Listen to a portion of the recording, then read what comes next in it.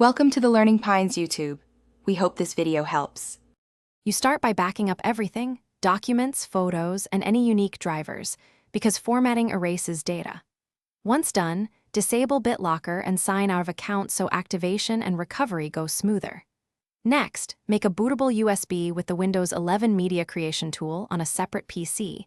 This gives you a clean installer that matches HP drivers. Finally, power the laptop, plug in AC, and press ESC or F9 at boot to enter the boot menu and choose the USB installer. You will perform a custom install to remove old system files and potential bloatware. After the installer loads, choose Custom, delete the old Windows and recovery partitions, then create and format a new NTFS partition. This ensures a clean file table and correct alignment. Once you install to the primary partition, let Windows copy files and reboot automatically. Make sure to skip network connection if you prefer creating a local account first. If you connect, Windows may force a Microsoft account.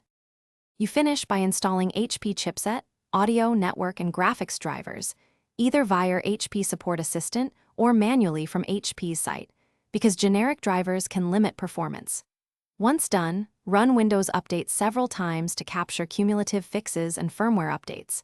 Make sure drivers and BIOS are current. If activation fails or hardware isn't recognized, try the HP recovery partition, boot into safe mode, or redo the USB reinstall. For persistent issues, note error codes and contact HP support with your laptop serial number. Thanks for watching. Consider subscribing if we helped you.